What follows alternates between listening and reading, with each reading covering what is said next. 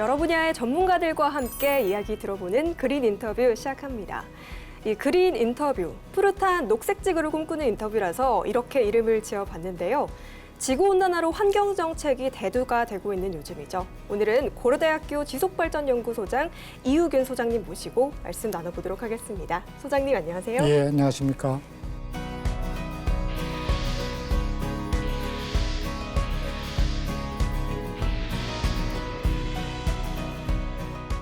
들어가기에 앞서서 간단한 자기소개, 그리고 현재 고려대학교 지속발전연구소가 하시는 일에 대해서 간단하게 말씀 부탁드립니다. 예, 안녕하십니까. 고려대학교 환경생태공학과 이우균 교수입니다. 고려대학교 부설연구소인 지속발전연구소와 오정 리질리언스 연구원의 소장과 원장을 함께 맡고 있습니다. 지속발전연구소에서는 이름 그대로 지속 가능한 사회를 이루기 위한 다양한 연구를 하고 있습니다. 특히 최근에는 기후변화 관련된 탄소 중립 사회의 실현, 그리고 기후 재난으로부터 자유스러운 사회를 위한 다양한 연구를 하고 있습니다. 지속가능 발전을 위한 사회를 이루신다라고 말씀을 해주셨습니다. 관련해서 최근에 연구소에서 진행 중이신 주요 연구 프로젝트는 뭐가 있을까요? 크게 두 가지로 간단히 말씀드릴 수 있는데요. 우선은 기후변화 관련돼서는 탄소 중립 사회의 실현이 매우 중요한데 그거를 하기 위해서 고려대학교가 우선 탄소 중립 대학이 돼보자라는 것을 연구를 했고, 이제 그거는 이제 교내의 어떤 그 활동이고요. 그리고 이제 우리 사회 전체적으로 보면 사실은 그 기후 재난으로부터 좀 덜 피해받는 이런 사회가 필요합니다. 지금 같은 이런 폭염, 침수, 그리고 산사태, 산불, 병해충 등이 매우 심각한데요. 그러한 것들을 미리 예방하고 대비하는 이러한 연구들을 수행을 해서 우리가 기후재난으로부터 조금이라도 안전한 사회를 이룰 수 있는 다양한 연구를 하고 있습니다. 그러면 지속 가능한 발전을 위해서 연구소에서 특별히 중점을 두고 있는 건 어떤 게 있을까요? 좀 전에 말씀드린 거하고 계속 이어서 말씀드리면 과학의 사회화입니다. 그 사이언스 투 소사이어티 또는 랩 투 소사이어티 저희가 이렇게 얘기를 하는데요. 네. 하루에도 지금 굉장히 많은 논문들이 그 대학 연구실 또 연구소를 통해서 나오고 있죠. 그런 것들이 대학의 기능 중에 그 아주 중요한 기능이고, 그러한 연구가 바탕이 돼서 사실은 대학의 또 교육도 미래지향적인 교육도 이루어지는 것인데, 좀 안타까운 것은 그러한 연구가 그냥 연구로 대학 내에 머물러 있는 경우가 좀 많이 있습니다. 그래서 저희는 그러한 그 연구들 중에서 중요한 연구들을 발굴해내고 그것이 사회로 이어지기 위해서 어떻게 해야 되는지를 다양하게 노력하고 있는데, 그런 걸 하기 위해서는 다양한 세미나나 워크숍 이런 활동들이 필요합니다. 그래서 저희 연구소에서는 오정 리질리언스 연구원과 함께 과학의 사회화를 위한 다양한 연구 활동을 하고 있습니다. 과학과 지속 가능 발전, 어떤 상관관계를 이루고 있을까요? 지속 가능 발전은 사실은 굉장히 좋은 단어인데 그 지속 가능 발전이 이루어지려면 사회적 공감대가 형성이 돼야 되거든요. 사회적 공감대는 두 가지라고 봅니다. 우선은 자료가 서로 잘 공유가 돼야 돼요. 어떤 한 사람이 자료를 또는 정보를 점유하고 있고 독점하고 있으면 사회적 공감대는 절대 형성되지 않습니다. 그러면 지속 가능 발전을 이룰 수가 없는 거죠. 두 번째는 그러한 그 정보의 공유와 함께 기초적인 팩트가 정확하게 또 공유가 돼야 됩니다. 무엇이 사실인지, 그 무엇이 사실인지는 과학적인 연구를 통해서 사실관계가 규명이 돼야 되거든요. 그것이 사회로 전달돼서 많은 사람들이 저거는 믿을 만한 그 정보다, 믿을 만한 사실이다. 예를 들면 기후변화, 20년, 30년 전에 과학자들은 오늘의 이 더운 거를 경고를 했는데 그때 당시에는 저희가 믿지 않았거든요. 이제야 믿겠죠. 이제야 믿는 거죠. 이제 그런 것들이 이제 과학을 계속 해나가야 되는 이유겠죠. 연구소에서 이제 지속 가능 발전 이외에도 좀 폭넓은 ESG 분야 연구를 하고 계신 걸로 알고 있는데요. 예상되는 좀 주요 트렌드나 변화에 대해서 어떻게 생각하시나요? 저는 이제 그 우리나라에서의 가장 큰 그 문제면서 또는 해결해야 될 문제가 그 도시 집중화, 도시에 너무 많은 사람이 살고 농촌은 비어 있고 또 하나는 고령화라고 보거든요.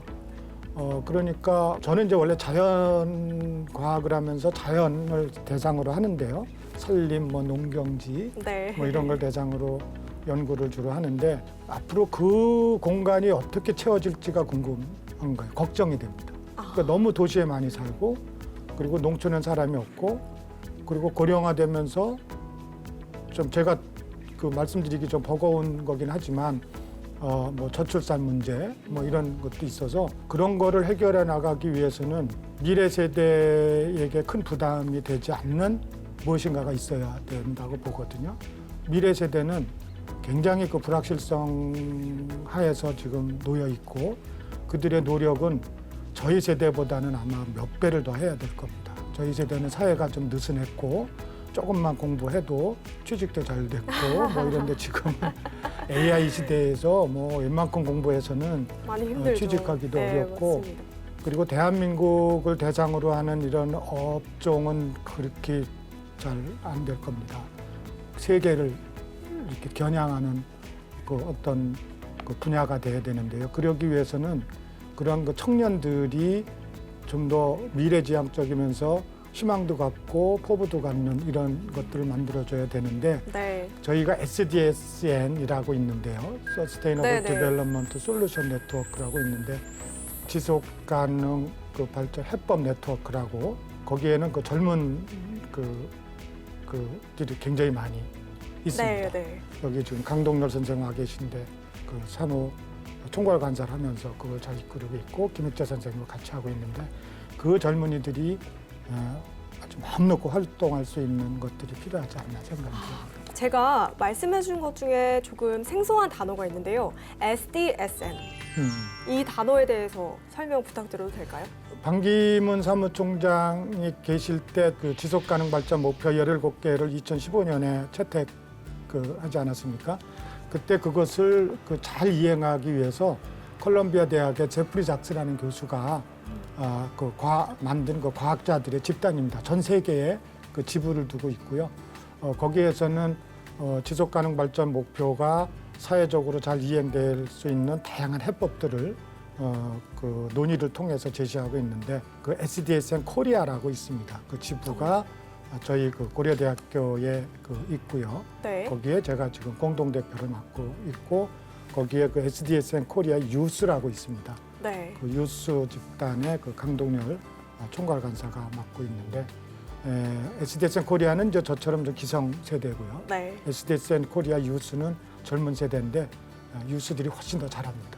그러면 이제 젊은 세대부터 시니어 세대까지 이게 폭넓게 전 세대에 아우르는 연구를 하고 계신 거잖아요. 특히 그린 리더십 인증 교육 과정이라는 게 눈에 띄는데요. 이 교육 과정에 대해서 조금 설명 부탁드립니다. 예, 교육도 이제 교수님들이 개설을 하고 또 이제 강의를 하게 되죠. 그러다 보니까 어떤 특정 이슈가 이렇게 모아지지 않고 이렇게 산발적으로 이루어지는 한계가 있습니다.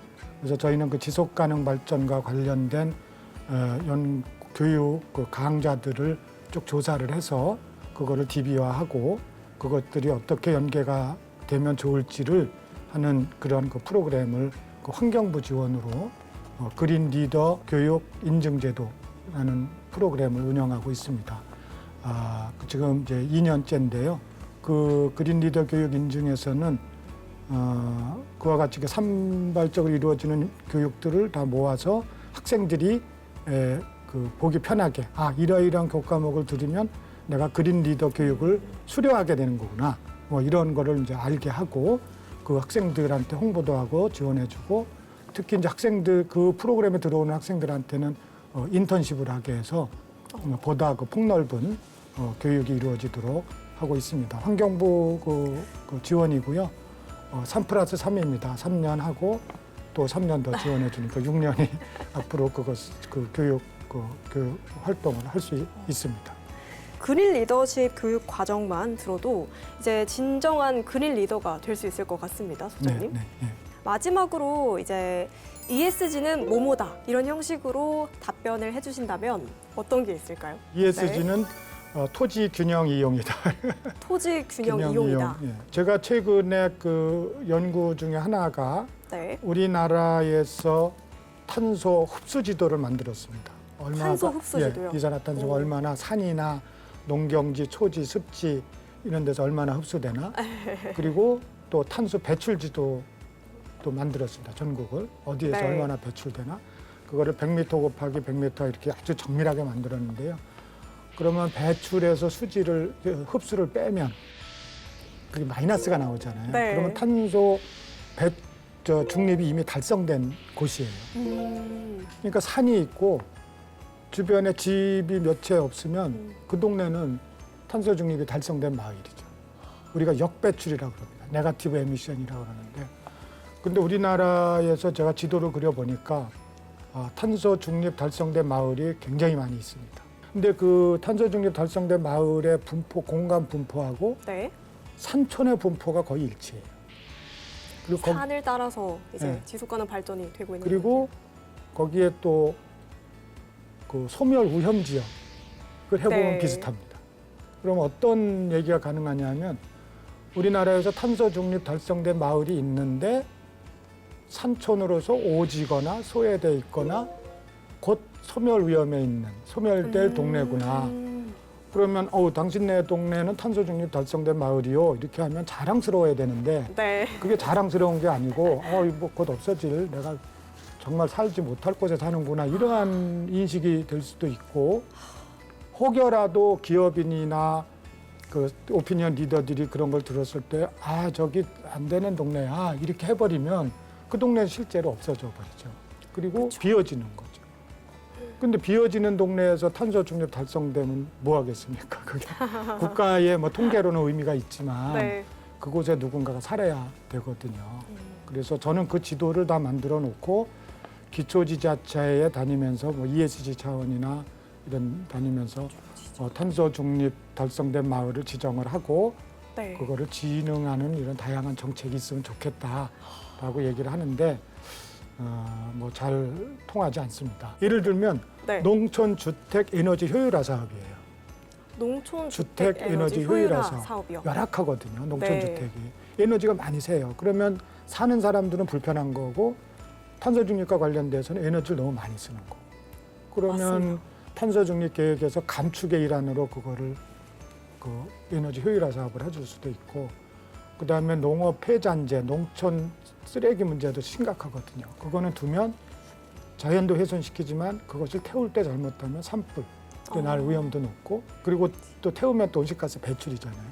근데 그거 수거하는 게 쉽지 않거든요. 그래서 그런 거를 수거하는 작업. 지금 농촌에 많은 그 지원 정책이 있잖아요. 네. 산촌에도 있고 또 농업에도 지원 정책이 있고. 근데 이제 그것이 좀 패러다임을 좀 바꿔서 이러한 그 지속 가능한 사회로 가기 위한 어떤 것들로 좀 이렇게 잘 정리가 돼야 되지 않나 생각이 듭니다. 네, 오늘 정말 귀한 시간 내주셔서 너무 감사드립니다, 소장님. 소장님 덕분에 환경 정책이 얼마나 중요한지에 대해서 다시 한번 느낄 수 있었습니다. 오늘 지구를 위한 작은 실천 하나 해보는 건 어떠실까요? 지금까지 그린 인터뷰였습니다.